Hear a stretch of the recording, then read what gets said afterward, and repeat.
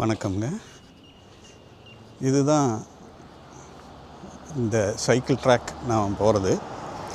இது சைக்கிள் ட்ராக்கில் இருவழிப்பாதை கொடுத்துருக்காங்கன்னா பார்த்துங்களேன். இதில் போகவும் முடியும், வரவும் முடியும்.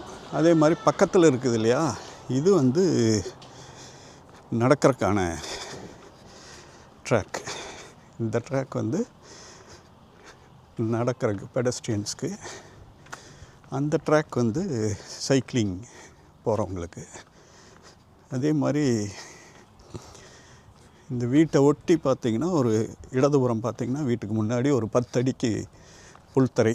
இது கம்பல்சரி எல்லோரும் வச்சுருக்கணும். இதை அந்தந்த வீட்டுக்காரங்களே பராமரிக்கணும். சரியாக பராமரிக்கலைன்னா அதுக்கு உள்ளாட்சி நிர்வாகம் ஃபைன் போடுவாங்க. வீட்டு அந்த புல்தரையை தாண்டினதும் பார்த்திங்கன்னா இந்த மாதிரி நடந்து போகிற தடம்.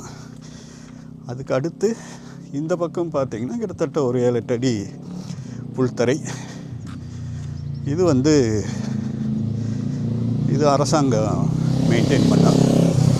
பாருங்கள் எவ்வளோ நீட்டாக கட் பண்ணி வச்சுருக்காங்க. அதை ஒட்டி இந்த சைக்கிள் தடம்.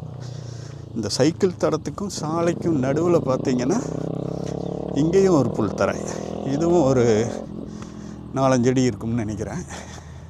இது இதெல்லாம் அரசாங்கம் பராமரிக்கிறது. இந்த புல்தரையை தாண்டி அடுத்தது சாலை வரும்.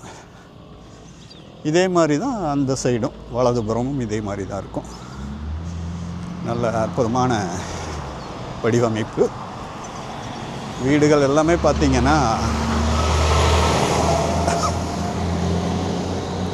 இந்த மாதிரி ஒரே மாதிரி தான் இருக்கும். எல்லா வீடுகளும் அந்த ஒரே ஷீட் போட்ட வீடுகள் தான்.